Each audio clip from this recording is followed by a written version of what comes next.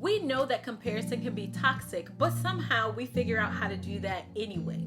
We devalue ourselves and have these negative feelings because we're comparing our life to the life of someone else. Today, we'll talk about the root cause of comparison and how we can have victory over comparison in our lives. So stay tuned.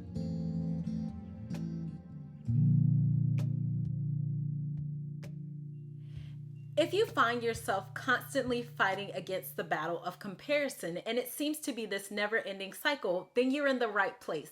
I'm Angela with Entrusted with the Journey, so let's get into it. We cannot even begin to talk about victory over comparison without mentioning Nona Jones's book, Killing Comparison. When I tell you this book is helpful, it is very helpful. So, in her book, Nona Jones talks about how we first have to identify why are we having these urges to compare ourselves with other people. And then as you continue on in the book, she talks about how the way to have victory over comparison is truly securing your identity to God's love for you. Now, if you have not read this book or listened to this book, I encourage you to go and click the affiliate link in my description. I'll put it there. If you have not watched the first video about how comparison is toxic, I will also link that in the description as well. So in the book, Nona Jones asks a very simple question. She says, do you find yourself looking for attention from other people or trying to find significance from other people? This question, I believe, is just simply to get us thinking, right? Like, am I trying to get attention from anywhere else outside of God and what He says about me? So then she goes on, and in the book, she says, when we're looking for attention from other people and trying to find our significance and our value from people, what happens is that we end up manufacturing our own significance, right? And so what does that even mean? So we're working to make ourselves significant, or we're working to get the approval of other people. Manufactured significance, or this reason to have people pay attention to you, is the beginning of our insecure foundations. So in her book, Nona Jones mentions academics, position, marital status, and appearance. Now, I may be missing one or two of them, but those are the ones I'm going to go with for now. So academics can be an insecure foundation. We learned early on that how we do in school actually can either gain the approval of someone, or we can receive the disapproval of someone based off of how we performed in school. This is an insecure foundation. So you're either rewarded or you're punished for your academic performance. Academics has been something that I've actually done well in school my whole life. I think as far as that, what I have struggled with more now is that, like I have all this education, and by all this education, I mean a bachelor's degree. I feel like the thing that gets me, or the voices that I can hear in my head are, oh, but you're just a stay-at-home mom. And so I'm not using my degree. But truthfully, as a stay-at-home mom, I'm using my degree and everybody else's degree, right? Like, as a stay-at-home mom, you are a counselor, financial advisor, you are the maintenance crew, you are the stylist, you're doing all the things. There are areas of my life that I have to intentionally remind myself of God's words about me instead of the negative voice that I can hear. I hope that's making sense. Just all the things. So this video is because your girl over here has a hard time with feeling valuable. I have a hard time with feeling valuable, but I also have a hard time loving myself. I do not think highly of myself most often. And on those days when I do, I just have to thank God because I know it's from Him that He's given me whatever bit of security for that day so that I can know my value, not because of what I look like or what I do, but simply because of whose I am. I'm loved by God, and so are you.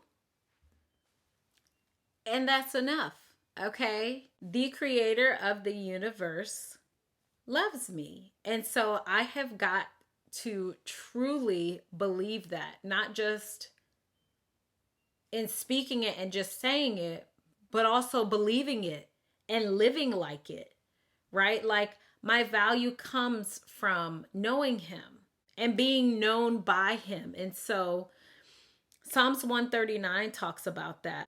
You knew me before.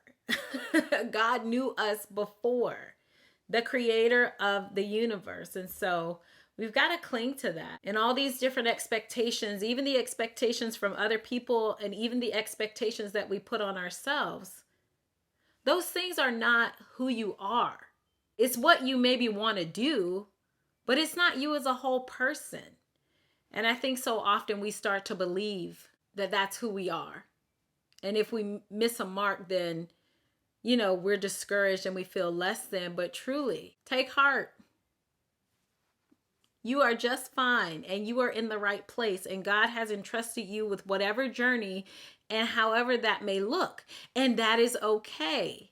I think one of the schemes of the devil is to discourage, right? Somewhere along the line of this journey that we're on, we get discouraged and then we lose hope, right? Hear me out. And once we lose hope, we stop believing in God's character. I might do a video on that.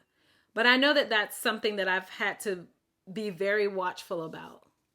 When I start losing hope in God, that's not really a great place to be. So hopefully that's not you, but that was me. Anyways, that was just my little rant. Now back to the rest of the video. Position. So position is another way that people look for significance, right? So it's this hierarchy within an organization.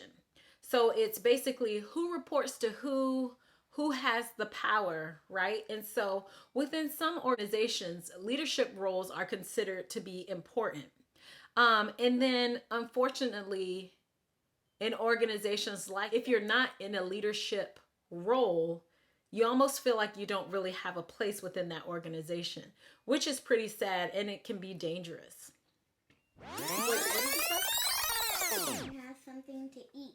Honey, I'm filming. Yeah, go ahead. Yay. All right. What you do for a living does not equal to your identity. What you do is not who you are.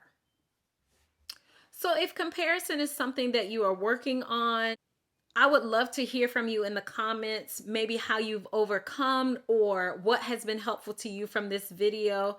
Type down in the comments what you're thinking. But let's have a family talk. I mean, because honestly, I started reading this book because I was struggling with comparing myself to other people, right? For whatever reason, there was always this feeling over my head of less than. I think some of that was because of the things that people may have said to me. Appearance is another insecure foundation.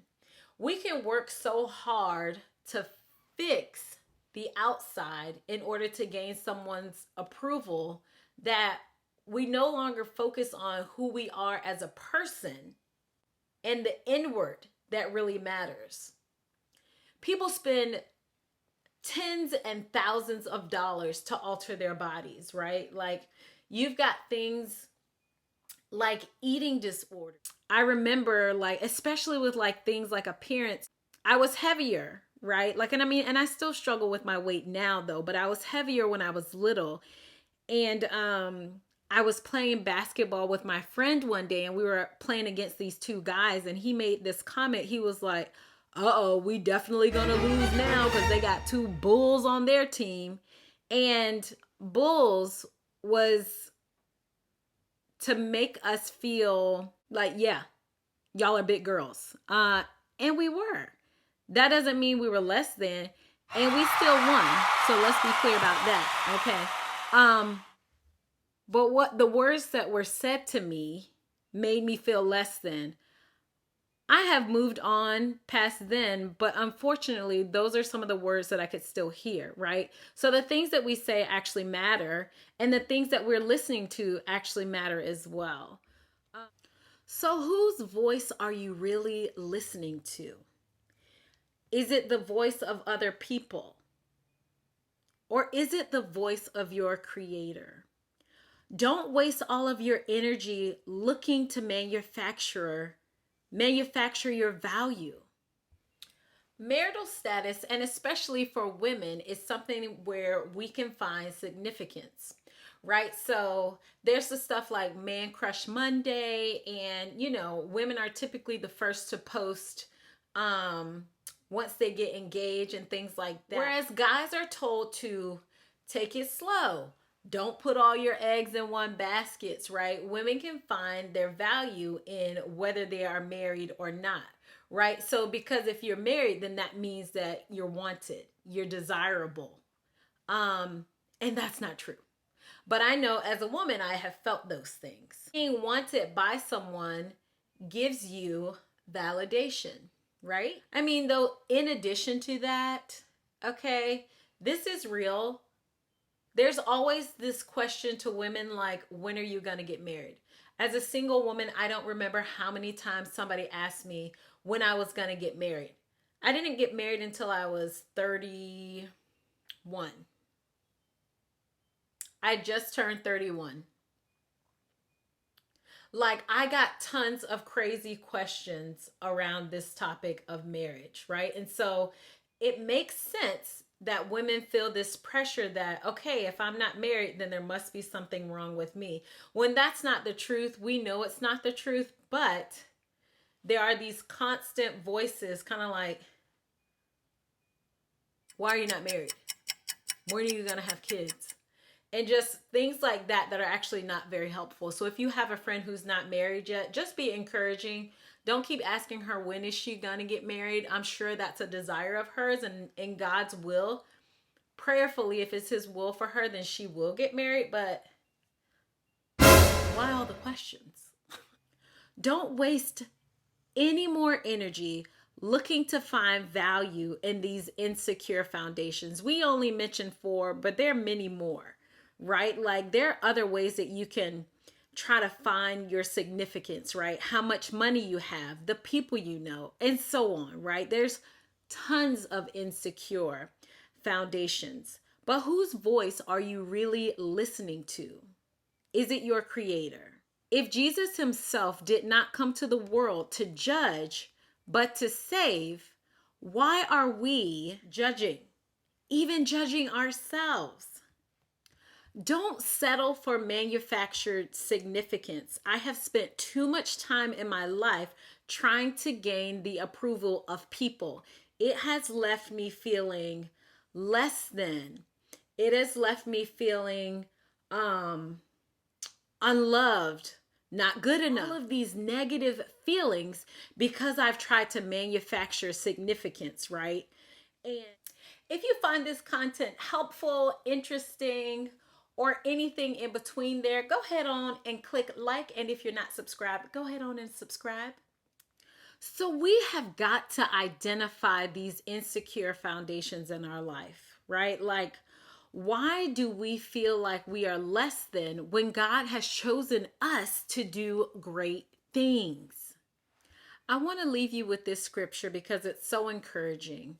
In Romans 5, verse 8, the Bible talks about how God loved us at our very worst. It says, while you were still sinners, Christ died for you, right? So this was not any work that we had done. This was not me trying to prove that I deserved the love of Christ. He says, no, honey, while you were a mess, I died for you. And if the creator of the universe loves us that much, why do I, right? I'm talking to me. Why do I constantly look to gain value from other people, from what I can do, what I look like? Those things all have proven in my own life to be insecure foundations. If this was helpful to you, please click like and subscribe if you're not already subscribed. Thank you all for watching, and until next time.